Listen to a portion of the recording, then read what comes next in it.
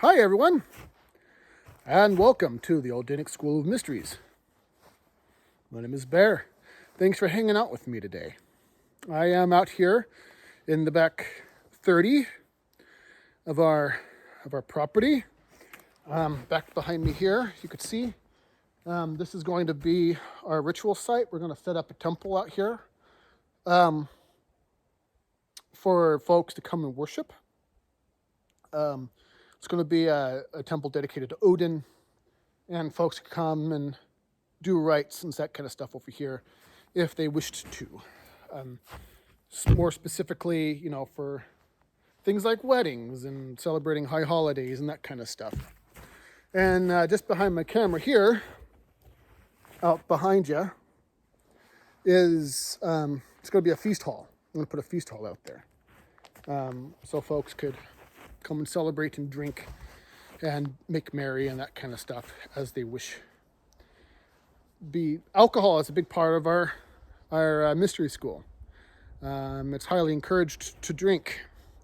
Now I got to be very careful when I say that, because people will take that as saying that means I am allowed to get sloshed and I'm allowed to become an alcoholic. That is not what I'm saying at all. What I'm saying is that it's a part of our alcohol does certain things to the mind. It opens you up a little bit. It makes you a little bit, people say, drinking confidence, right? That's why people get in fights when they're drunk, because now they feel good and they feel more confident, and they are more likely to speak their mind, and they don't have a filter as much anymore. So there's a line that's there. But I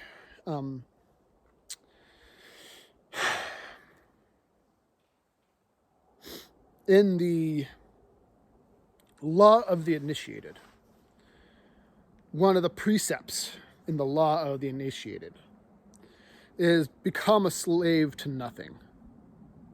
Not your government, not your spouse, not your God, nothing. Become a slave to nothing. You are a free man or woman. Don't be a slave. So if you invite something into your house, right, into your temple, up here, you ever notice that? The temple of God, right here. If you invite something into that takes over your temple, that takes control of your mind, that takes control over your body, that's a big no-no. Being an alcoholic is a no-no. So even though alcohol is an important part of our faith, there are some very definite rules, right, that you're not meant to cross, and that becoming an alcoholic is one of those things.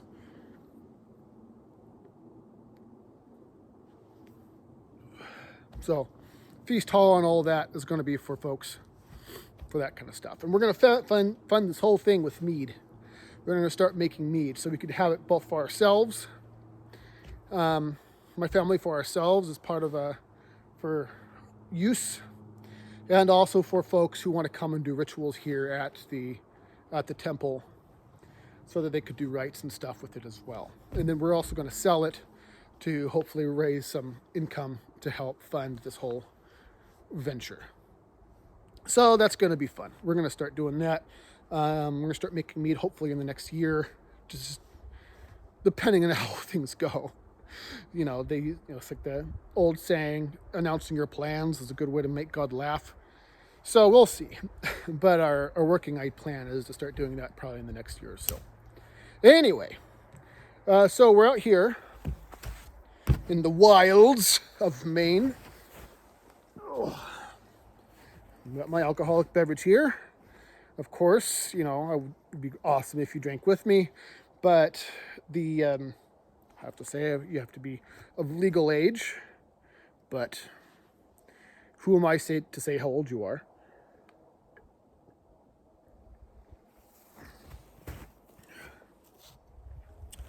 So,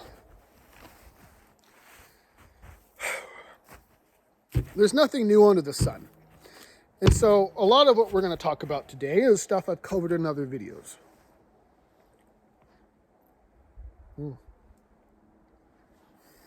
That is a decent cigar for being old and dry. But it doesn't mean, but the way we're going to cover this material is going to be slightly different from the way we've covered it before. We're talking today about Gary and Frecky and Hugin and Moonin. The Odinic menagerie that follows Odin where he goes. Being an Odinic mystery school and having Odin be the patron deity of the particular mystery school that I am a part of, it's looking at these things are very important to us. And it's by his example that we have built our entire philosophy of mysteries, the psychology of the mystery schools. And that's basically what, if you kind of distill it down to its base essence, that's really what the mysteries are. Ancient psychology. But with a strong belief in the spiritual. That's what mystery schools do, or at least all the ones that I'm aware of do. And there's a reason for that, actually. Because we today, even in like other spiritual faiths, Christianity is a good example of this. It's never expressly said, but the physical world is thought to be the main event. Most of creation is physical, but if you're a good boy or girl, you'll get to go to heaven or hell. Well, I guess if you're a bad boy or girl, you get to go to hell. And that's like a little special section that's kind of pushed off to the side, right? But that is not the way that used to be thought of. In fact, most ancient philosophy was built around the idea that nearly all of creation was spiritual. This place, the physical realm, was indeed spiritual itself, but it is the lowest rung of the ladder, where the vibrations are so low that light can't escape it anymore. That's why it's called the underworld, which is why we say that this is the underworld. And this comes to the point that I've talked about before, is the four elements of creation. Folks, particularly scientists and others, will believe that the four elements are made, or were believed, how do I put this? That ancient people think the same way we do today. That the philosophy is basically the same as we do today. They either just didn't have the technology to know any different, or they were stupid. And so they came up with dumb things to say about creation. And that kind of thing. Which is bullshit. That's totally bullshit. In fact, ancient people did not think like we do today, and their scientific method and the way that they thought about creation was totally different than the way we think about all of that. We think, and the science thinks, that physical matter is it. It all begins and ends here. There's nothing outside of the physical realm. They did not believe this. The ancient people didn't, like I just said. So the four elements were basically designed to communicate levels of basically vibration and causality. Right, so the lower realm, the underworld, matter, is a very, very low vibration. It's way down on the bottom rung. And in fact, it vibrates so low that light can't escape it. It can't penetrate the the movement of the atoms. You know, you can't, like, I'm surrounded by woods. You can't take your flashlight and shove it up against a log and see light coming out the other side, right? Which is why we're said to be interred in matter, right? Your light source, your energy, your spirit is like interred inside this physical body.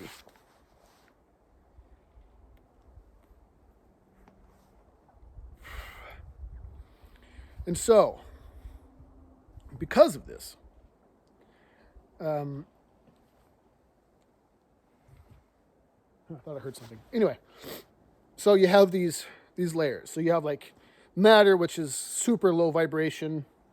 You have a step up, like you can almost think of it like ice or something, right? So you have ice, which is solid, and then you have one step up, which is water or liquid, right? It's vibrating fast, but not so fast that it escapes up into the air. Right? It's fluid. And then you move up one more, and then you have air, which is like if you boil water and then the things escape the surface of the water, right? They ascend into the sky. They're able to fly. They live up in the air. And then you have like fire, which is way up at the top. And then some later folks, like in Greece and Rome, added a fifth one. And now, for some reason, off the top of my head, I can't remember what it was. Ether, I think.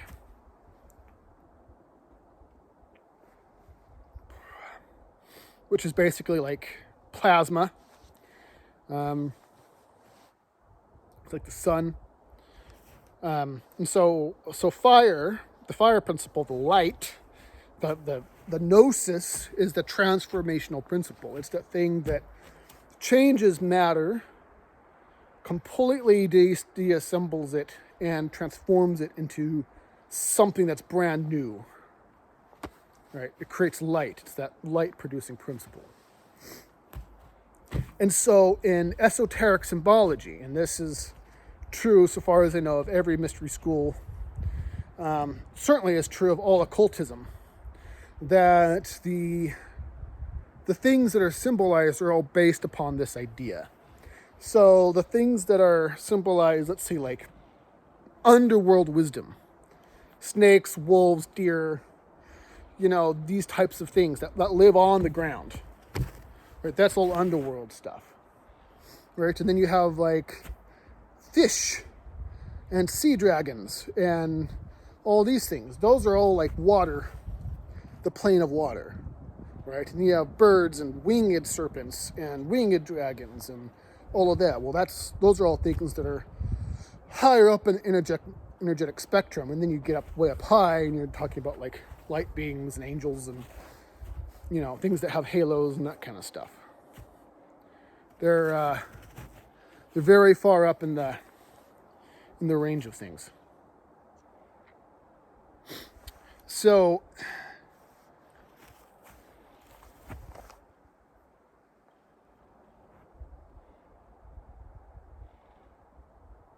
I swear I keep hearing something.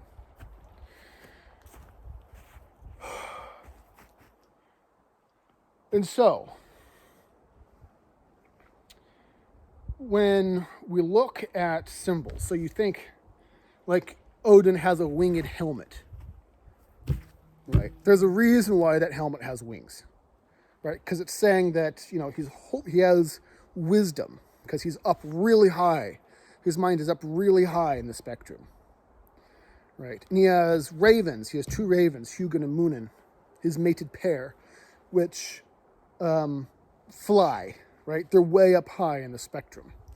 And if you've ever seen images of it's called the weapons dancer, which people believe is Odin. It's usually like a guy, it looks like he has horns, right? He has like these horns up on his head and he has like these weapons like a spear and a sword and different stuff like that. Those aren't actually horns. People think they're horns, but they're not. They're actually ravens. They're sitting right on his head. So it's telling you something, right? It's telling you that these are basically symbolizing the right and left hemispheres of his brain, the sacred masculine and the sacred feminine principle. And, well, when they fly, his mind flies. So he's up high, very high up on the spectrum. But then you also have, his two ravens, just in case someone doesn't know who they are, Hugin and Munin, thought and memory. And thought is analytical, memory is emotional. And so you have the sacred masculine and the sacred feminine. You have to, in order to acquire wisdom of any degree, knowledge of any degree, you have to be able to both think and remember. So those ravens are representing the prerequisites that are required in order to achieve gnosis, to achieve the ability to be able to think and reason.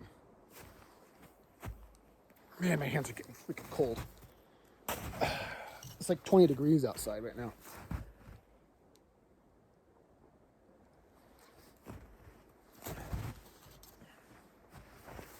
Right?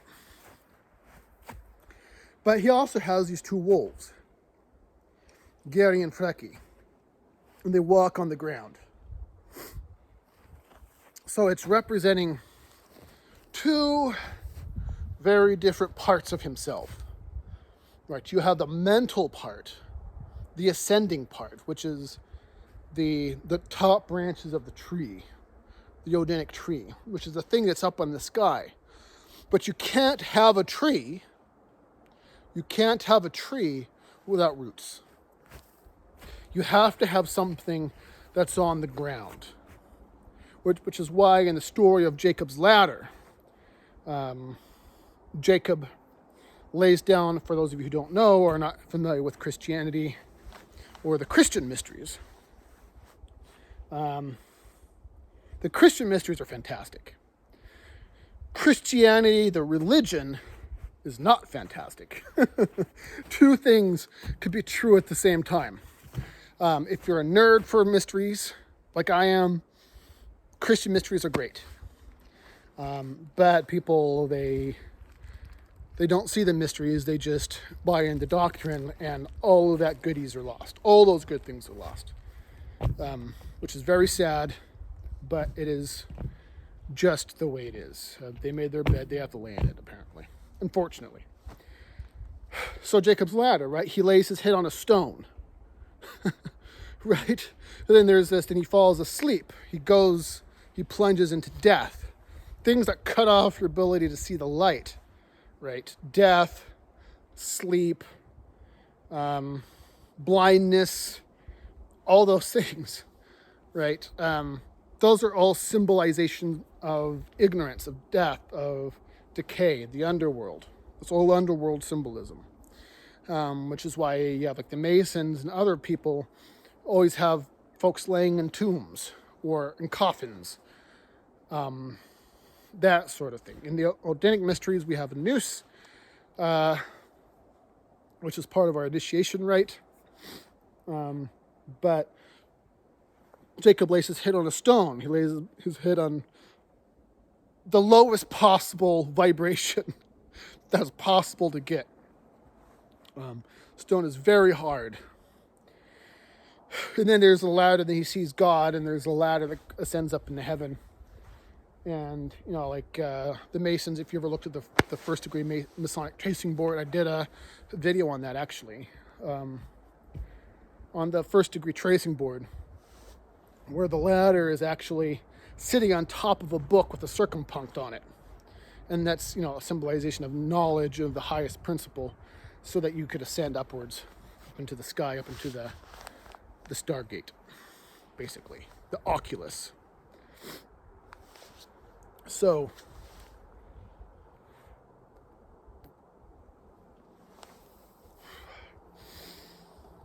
it's good stuff.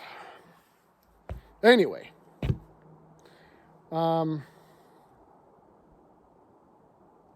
so you see these very two different aspects. Right, you have the grounded aspect, the bestial side of Odin, which is represented by the two wolves. And you have the higher principle, which is the ravens, that are his mind. Right, these are the things that sit on the weapons dancer's head. Right, they look like horns, but they're not horns. They're ravens. They're birds.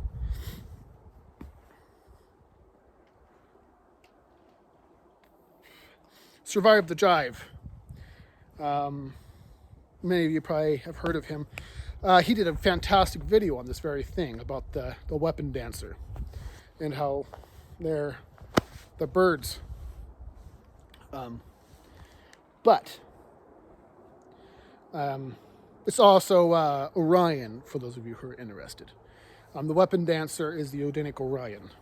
And Odin in the stars, Orion is trailed by his two wolves, Geri and Freki, Canis Major and Canis Minor.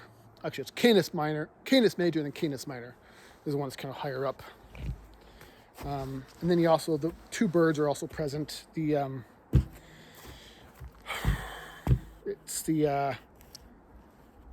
not going to be able to remember the names off the top of my head, but they're there. There are two constellations. One's an M, and the other one, for some reason, I just lost it. I don't remember what they were. One of you in the comments, I'm sure, will tell me. One's like the Phoenix, and the other one is that M constellation.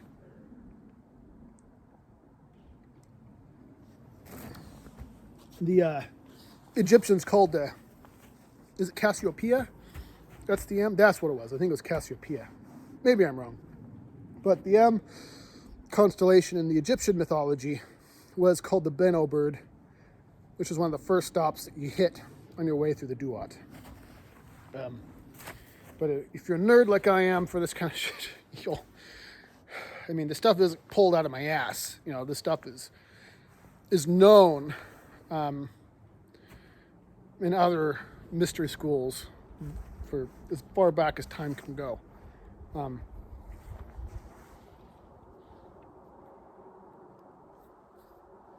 My fingers are getting so fucking cold. So Jung, one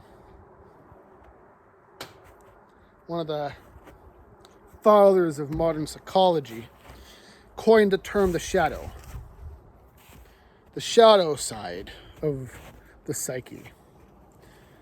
And in the Odinic mysteries, we call it the animal side. And the shadow side is pretty much ignored by most people. No one ever thinks to even think about it. And that's because the shadow side is the uncomfortable things that we don't want to talk about or acknowledge, right? Things that are not appropriate, whether it's be sexual thoughts or violent thoughts or, secret fears and all those deep, dark, little hidden things that no one ever wants to see or talk about because they make you feel like a bad person, right? They're your animalistic side. The side that's ruled by the animal. But Jung and modern day people such as Jordan Peterson talk a lot about the integration of the shadow, where you actually dig deep and you confront those naughty thoughts. And you would think that what you got to do is you got to confront them and just push them away. I don't want to think about that shit. Right? It's out there. No, not for me. That shit is not for me. We're not going to talk about it ever, because it's gross and it's bad and it's deviant and all that kind of nonsense. But it's counterintuitive. But what actually happens is you don't deny those things. You don't try and hide those things away. You don't try and pretend that they don't exist. You integrate them into yourself. If you have very violent thoughts and you have thoughts of wanting to kill folks or get into a sword fight and decapitate somebody or, whether it be things from rape fantasies to God knows what, right? These deep, dark things we hold really far down in here that we don't want to talk about to anybody. Right? Those are the things that we don't want to talk about. the integration of those things is not to say that we're going to go act on those things.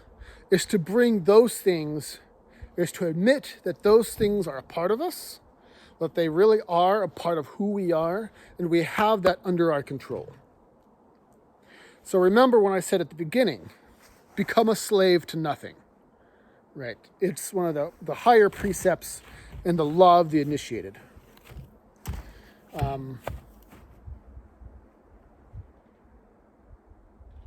I swear I keep hearing stuff. This forest is kind of haunted. Not in the scary, like, oogie boogie sense, but like, there are ley lines that run straight through this place. And it's just, they're kind of alive. So, probably hearing fairies or ghosts or something back there.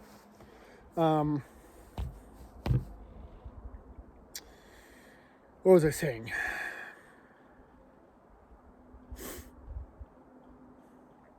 Is not to deny them, but to admit to ourselves that they're a part of us. And like I said at the beginning, that's what it was. Like I said at the beginning, become a slave to nothing, not even yourself. There are things that are a part of us that we do not have under control because we have buried them way, way, way, way, way down deep into the farthest recesses of our ability possible. And then we're not going to deal with them because they're bad or they're not socially acceptable, that kind of stuff. And you look at them, you acknowledge that they're there, and you say, I hear you, I see you, you're a part of me, you're under my control. I am no longer a slave to you anymore. Jung called this the integration of the shadow. In our mystery school, it's called becoming therianthropic. Can we just say, before we continue, that the word therianthrope is the sexiest word ever?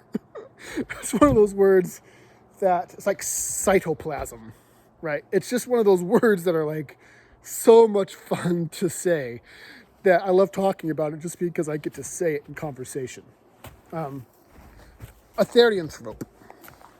And you'll probably say, there, what's a therianthrope?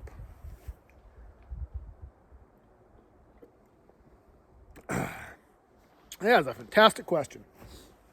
I'm glad you asked that. A therianthrope is a half man, half animal.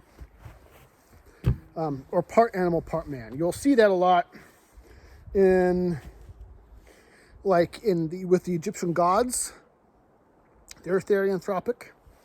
A lot of the angels that are described in the Old Testament of the Bible. See, this is what's kind of funny to me. Christians have this idea, right, of the angels that are flying around. You have the wings and the pretty robe and stuff. If you actually look at the imagery that is being described by angels, they're like these monstrous, terrible looking deities with eyes and wheels and horns and just, they're monstrous. They're terrifying. It's like no wonder that prophets shit themselves whenever they saw one, because they're not these pretty angels with a dress, right? They're like scary fucking things. But they're like, most of them are all therianthropes. You know, part man, part bull, part lion, part leopard, you know, these kinds of things. They have wings, like 6 wings, one to cover their genitals, one to cover their eyes, one to fly. You know, they're all these scary things, all therianthropic. A lot of the gods, like even Mesoamerica, they're all therianthropic, right? You know, you have the god that's the leopard, and you have the feathered serpent, and all of these. They're all therianthropic. Gods are therianthropes. Even in the Norse mysteries, they don't come out and say Odin is half man, half something else. But that the animal that they're associated with is very often part of usually their toys. of some kind. You know, like Thor, for example, has two boars that pulls his chariot, right? And that kind of thing. So, I mean, it's not as cut and dry in our mythology, but in all the other mythologies, they're like very, very strongly theory-anthropic. So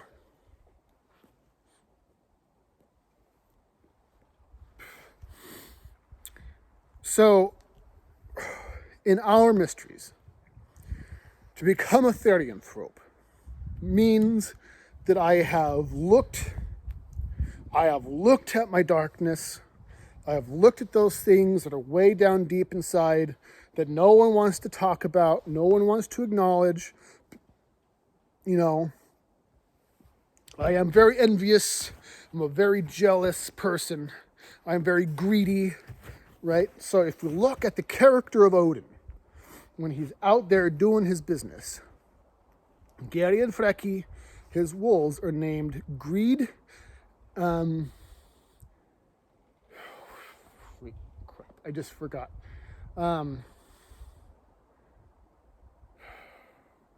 It's the greedy one and the ravenous one.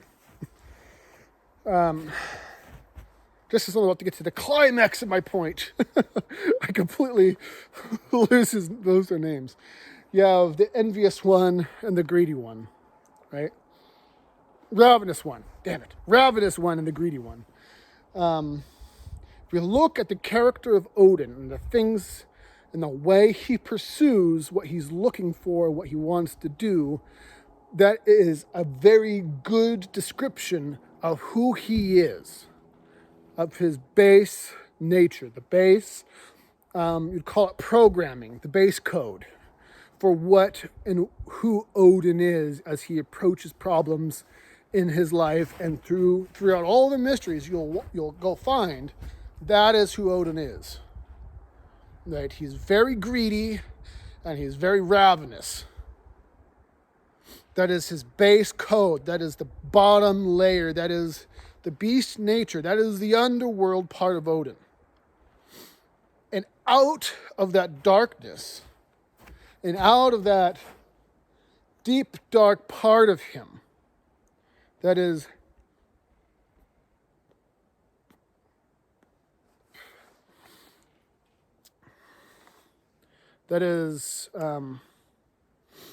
man, I can't even move my fingers hardly anymore.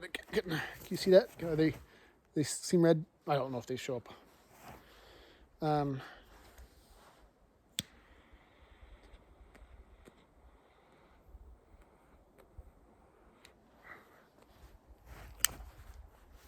Got to talking, my cigar went out.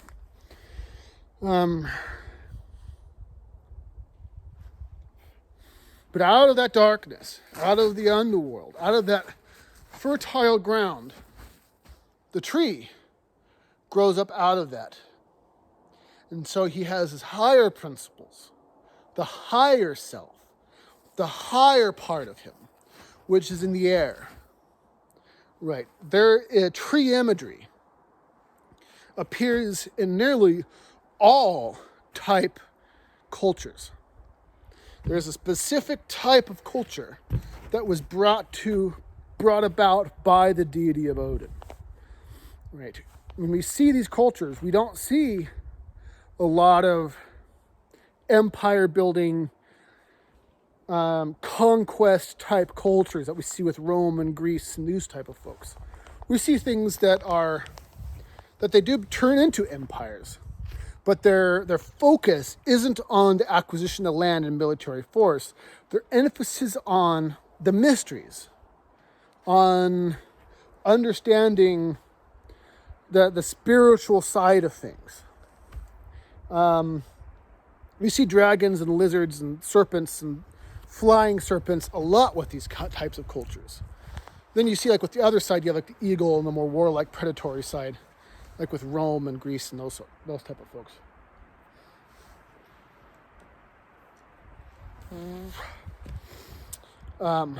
Anyway,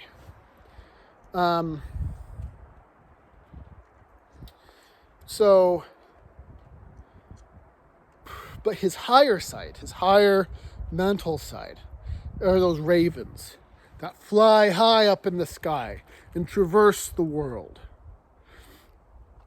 That's the higher principle. That's the part of Odin. Oh, that's what I was going to say. I forget what I'm talking about half the time. Okay, so tree imagery is always and has always been from the very beginning an analogy for man. It's not the only answer to that symbol, but it is one of the very important ways of looking at that. The tree, in Kabbalah, the tree of life in Kabbalah is called the thunderstruck tree. There's a reason for that. In Egypt, especially Old Egypt, the Old Kingdom, before Ra took over and changed everything, back when Ptah and Atum were the rulers of Egypt, the world tree was on their temples. Right here. The tree in the Garden of Eden, the snake at the Garden of Eden, right here, at the base of your skull. It's called the lizard brain, the animal brain, right? The tree in the Garden of Eden is the brain, is the mind, right? It's always there. Ask and Embla, right? The Adam and Eve of the Norse mythology, they are trees. They were built from trees. Our DNA is often compared to a tree, the double helix. There's a reason for that. Odin is hung from a tree, right? He's hung into carnality, and he suffers there until he's released, right? His spirit is interred, is in here. So the part of him that is at the base of the ground is those wolves, and out of that darkness and out of that bestial part of him, he ascends out of that animal part, out of that darkness up into the light of Gnosis. And that is why those two things are really important to remember and why they're connected the way that they are. Because it's talking about the psyche. It's trying to tell you something, right? And people, they get so bogged down. When I was still on Facebook, and I would go to these Norse groups and stuff, they get so bogged down on the damn doctrine, right? They're so quick to leave Christianity and shit on Christianity for their religious belief. Religion, by the way, comes from, I think it's a Roman Latin word called religare, which means literally to bind, to tie up, to prevent from moving. Right? Religare is present on the fasces, which is a bundle of sticks tied around an axe. Right? And if you look, you'll see the fasces on, it's on the Lincoln Memorial, it's on behind the Speaker of the House and the House of Representatives. If you think for a second that our government is Roman, it's a Roman government. It is the rebirth of the Roman Empire. Anyway, that's a whole nother subject. But it's shit. Totally lost my train of thought. I was on a roll too. I was like,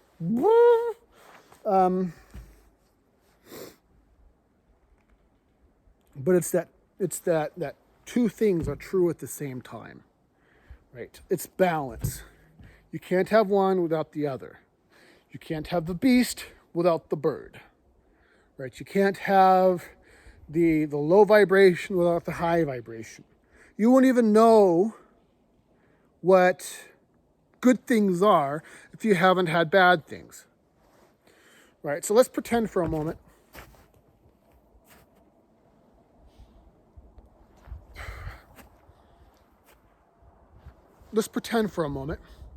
that you're feeling pretty all right.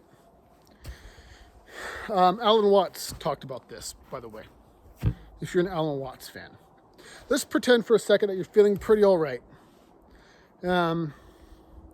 You've had your lunch or breakfast or dinner or whatever it is, and you're feeling pretty good. Way, way, way down. And I'm basically stealing this whole point from Alan Watts, if you've ever listened to Alan Watts. But he said it in such a good way, I'm going to totally pirate what he was saying. But way, way, way down, you know that you're feeling pretty good. Because way down in the bottom of your psyche, you know that there is something that could happen that isn't good at all. It's bad. And that's what's called by the principle of Kali, that terrible goddess. She has a scimitar in one hand and a head in the other. She has a necklace of skulls, right? The head, and she's trampling on the body of Shiva, her husband, right? It is that terrible, terrible thing that could happen to you.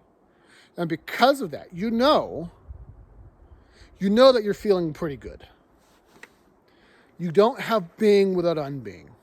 You don't have the convex without the concave. I'm taking it straight from Alan Watts, by the way. But he said it in such a good way, like I said, I'm stealing it. You have to have both. Doesn't make you evil. It just makes you're not bad or good, you just are. But you have to have that balance. You have to have the balance on the top and on the bottom. You have to have the balance on the sides. This is what we call multidimensional thinking. Multidimensional thinking. Damn you, cigar. There you go. But that is worthy of thought. These myths, they're trying to tell you something. They're not just things to believe because they're fun to believe them. They're actually trying very desperately to tell you something. They're trying to illustrate something to you so that you may grow and become better. And people get so fucking caught up in the dogma that they don't see it.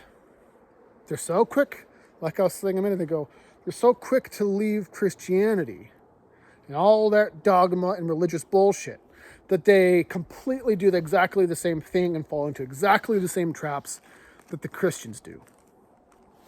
The Christians have fantastic mysteries. I love the Christian mysteries. They're cool. They're fucking cool. Right? But the Christian mysteries is not Christianity right now. It's not Christianity right now at all. The Christian mysteries are lost. They're forgotten. People don't see that. They don't see the Christian mysteries. All they see is there was a literal Jesus who literally died on a literal cross. And yeah, there's some historical stuff in there. 100%. But the authors of the Bible, the authors of Matthew, Mark, Luke, and John, according to, or at least as far as some of the founding, at least as far as like Constantine and some of these other people were concerned, they were not interested in the historicity of the documents. They're interested in the propaganda that the documents could be used for. So there was a lot that was lost at least until the 50s when the Gnostic scriptures were discovered. And we got to see what the real Christianity was. All that stuff that was buried and tried to be hidden, it was discovered again, thank goodness. But that's the thing, right? That's the problem, is that we have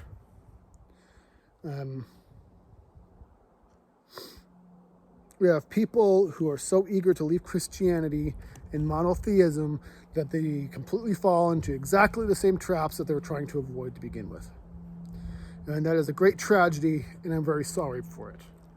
And then on the opposite side, you have Satanists and people who are interested in Saturn and the Saturn cults and that kind of stuff, who are also trying to co-opt the heathen movement and trying to take over that that whole thing, and trying to basically bill heathenism, also true, and turn it into a satanic belief system. Again, Satanism is not the worship of Satan. Most Satanists are atheists. They do not worship an external god called Satan, but rather Satan represents, in its latest incarnation, the accuser, the antagonistic, rebellious side of nature. Self-worship, self-deification, the worship of ego.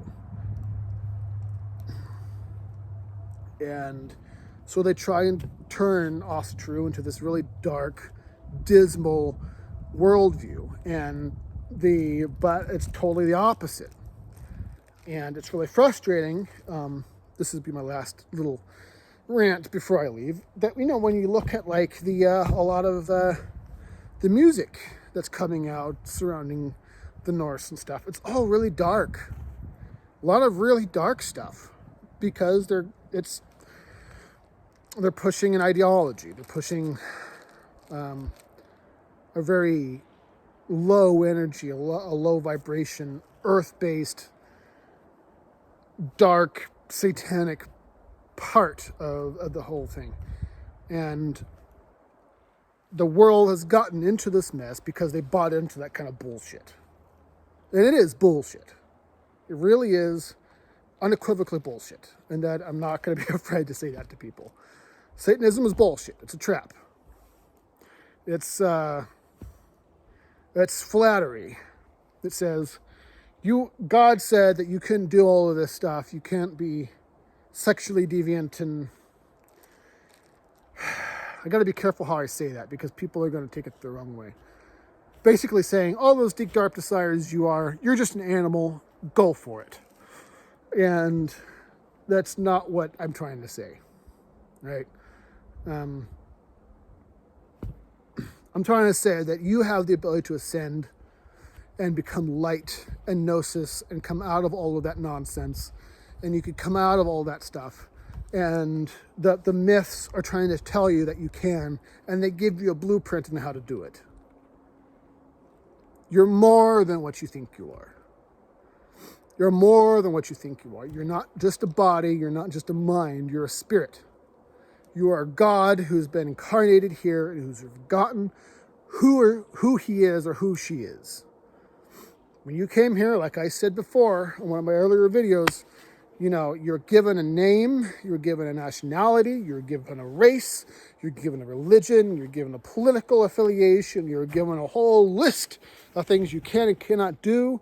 You're given everything about yourself, and you've believed all of it.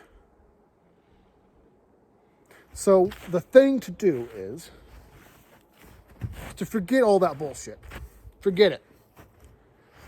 Right? You're not from here. This isn't your place. You don't belong here. And stop pretending. I should say, let's not say pretending. Stop partaking of the bullshit. The people here are an underworld population. Right? They have forgotten their gods. They've forgotten who brought them into existence. They've forgotten everything about themselves. So their gods have become money. It's become government. It's become media. It's become sex. It's become all these things that have nothing to do with anything that's divine. And so the divinity has left them. It's gone. They left. And so man has descended into the underworld only to die there. And man will die here. If you don't wake up and realize that there's more to you than you think. Right? There's more to you than you think. This is not your home. You have places to be and things to see, and this ain't it. There are people out there who are like me, who I have never lived in a single place in my whole life, even this place. Right? As beautiful as this land is. Look at this. Look at how beautiful this is. Fresh snow. You know, the trees are all caked with ice. It's fucking beautiful. But I have never lived in a single place that felt like home. I have always been homesick. I have always been homesick. This place isn't where I belong, and I don't think there's a place I can move to where I won't be homesick. The idea of money to me seems foreign and stupid. The idea of authority, of government, that I am obliged to do what the government says because someone just fucking decided that I had to, is foreign to me. It doesn't make any sense to me. It's a really dumb idea. Right? Morality seems pretty self-explanatory to me. So you're going to tell me that I'm from here? No. No fucking way. This is not your place. This isn't your home. You're above this shit. And so I have been told, and it's my job by the people who are higher than me on the food chain to come on here and tell you who you really are. And I'm going to do that. I'm going to do that. This isn't your place. This isn't your home. You are God incarnated. You've forgotten who you are. Your home is in the stars. All right? And fuck it, you know? Believe me or don't, think I'm crazy or not, it doesn't bother me. But that is the thesis. Right? Know who you are. There's an old precept. It was a Hermetic axiom, actually. As above, so below. As within, so without. The universe is built. The universe is fractal. Patterns repeat themselves. So, think about that. There's a Pitha. The writing on the wall of the oracle at Delphi. They think Pitha wrote it. It was attributed to Pitha. They don't know. But on the wall at the oracle at Delphi is written, know thyself and you'll know the universe and the gods. Why does that say that? Why does it say, know yourself and you'll know the gods? Think about that for a second. Because you're more than what you think you are. You're more than what you think you are. It's been hidden from you. Why do you think all this stuff is written in symbology, and story, and myth? It's you. It's talking about you. It's you. For fuck's sake. I hope you hear me on this, by the way. You're not an animal. You're not. Don't believe the lie. You're not an animal. Your place is in the stars. All right, well, sorry for, well, I'm not sorry, but pardon, I should say, pardon my exuberance. I love you all. I hope you hear me on this, right? I really desperately hope that you take the time to hear me on this. One of the first things my teacher ever taught me when I first met my teacher, he said these words to me, can you entertain an idea without accepting it? And that's all I'm asking you to do here. Is can you look at the merits of an idea, good and bad, plausible or implausible, without pulling it into yourself and having dissected it and found the truth within it. Only then do you pull it into yourself and make it something that's a part of you in here. right? That's the point I'm trying to make. It's all I ask of you, right, is just think of the idea on its merits. And if it turns out that I'm full of shit, you could dust your hands of me and walk away knowing that I'm a moron. And I'm just preaching stupid to the internet. But if you hear what I'm saying and you find it to be truthful and the information bears itself out, then hold it inside and walk away knowing that you're something more than you thought you were at the beginning. All right? I love you all. Thank you so much for being here. I'll keep you updated on the Vey, which is a Norse holy site. Out here is going to be the temple, and I'm going to start making mead. And maybe you could come over and we could party together or something. All right. Peace out.